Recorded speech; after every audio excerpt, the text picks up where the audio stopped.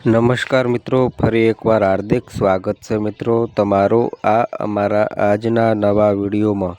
મિત્રો, દિવસમાં એક જ વાર આ મહામંત્રનો જાપ તમે જો કરો છો તો અશક્યમાંથી શક્ય તમે ધારો તે કરી શકો છો। કોઈ પણ કાર્ય હોય, કોઈ પણ તમારે સિદ્ધિ મેળવવી હોય, કોઈ દિવ્ય ચમત્કારી શક્તિ મેળવવી હોય, તમે જેવું ફળ ચાહો, મન ચાહો તમે ફળ મેળવવા માગતા હોય, કોઈને પ્રાપ્ત કરવા માગતા હોય, ધન દોલત માયા મિલકત મેળવવા માગતા હોય, કોઈનું ભલું કરવા માગતા હોય તો દિવસમાં એક જ વાર આ મંત્રનો જાપ કરો તો તમે અસંભવમાંથી સંભવ કાર્ય કરી શકો છો અને તમે જે ધારો એ જ તમે મેળવી શકો છો। દિવસમાં એક જ વાર એક જ વખત આ મંત્રનો જાપ તમારે કરવાનો છે।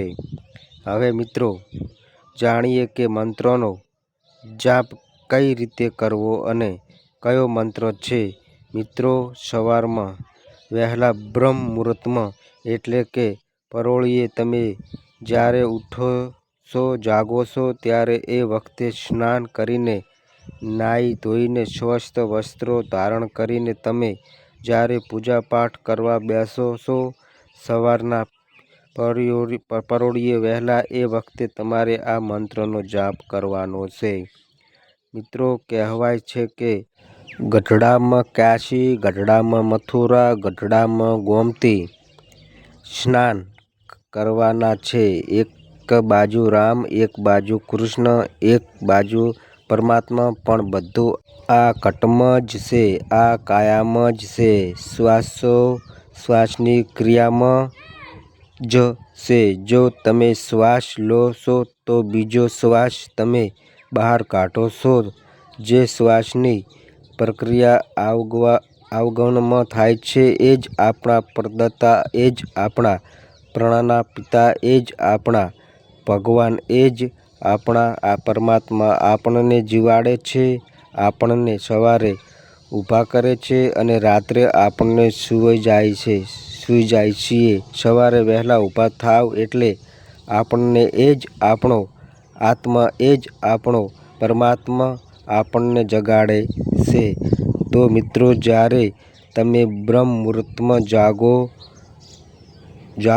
છો એ વખતે આ મંત્રનો તમારે જાપ કરવાનો છે અને જો દિવસમાં એક જ વાર એક જ વખત આ મંત્ર તમે બોલશો તો તમને દુનિયામાં કોઈ એવું કાર્ય નહીં હોય કે તમે નહીં કરી શકો। દરેક કાર્યમાં તમને મોટી સફળતા મળશે। મિત્રો, કોઈ પણ મંત્ર જાપ કરો તો તરત જ એનું ફળ મળતું નથી, એટલા માટે આ મંત્ર દિવસમાં તમે એક જ વાર બોલો પછી એની અસર સીધી થતી નથી, એટલા માટે તમારે લાંબો સમય સુધી આ મંત્રનો જાપ કરવાનો છે। સવારે વહેલા ઊભા થાવ, નાહી ધોઈને પૂજા પાઠ કરી રહ્યા હોય એ વખતે તમે આ મંત્ર ઓછામાં ઓછા તમે યોગ્ય લાગે એટલા સમય સુધી તમે આ મંત્રનો જાપ કરી શકો છો। જ્યાં સુધી તમે બેસી શકો ત્યાં સુધી તમે પૂજા પાઠ કરી શકો, ધ્યાન કરી શકો, પરમ કૃપાળુ પરમાત્માને યાદ કરીને, ઈશ્વરને યાદ કરીને, તમે કુળદેવીને માનતા હોવ, તમારા ભગવાનને માનતા હોવ, ઈષ્ટદેવને માનતા હોય, ગુરુદેવને માનતા હોય, જેને પણ માનતા હોય એને યાદ કરીને આ મંત્રનો તમારે જાપ કરવાનો છે।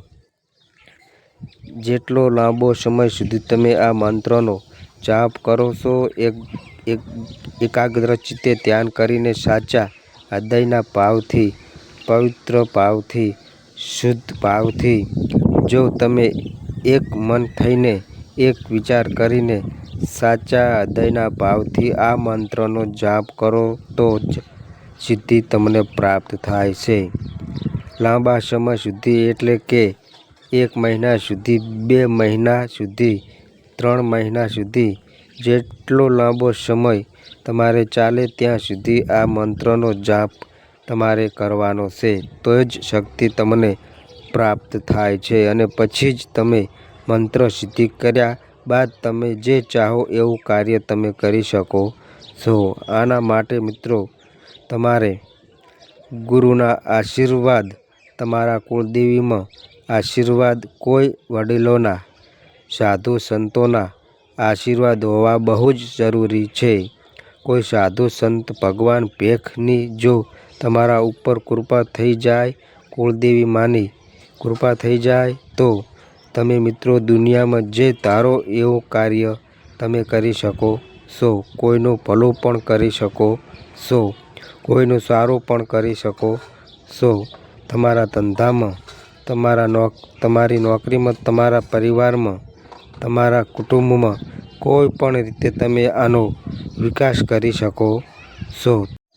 તો મિત્રો આ મંત્રનો જાપ છે રામ નામ. રામનું નામ એ એવું નામ છે કે જેનાથી તમે દુનિયામાં કોઈ પણ કાર્ય તમે પ્રબળ કરી શકો છો. અને મિત્રો આ રામ નામના જાપથી તમે પ્રભુ શક્તિ કરીને જેમ હનુમાન દાદાએ સમગ્ર દુનિયામાં આખા બ્રહ્માંડમાં એમનું નામ, એમને પરમ કૃપા પરમાત્મા રામની ભક્તિ કરીને એમણે પણ પોતાનું જીવન ઉજાગર કર્યું અને ભગવાનને પણ સારા ઘણા બધા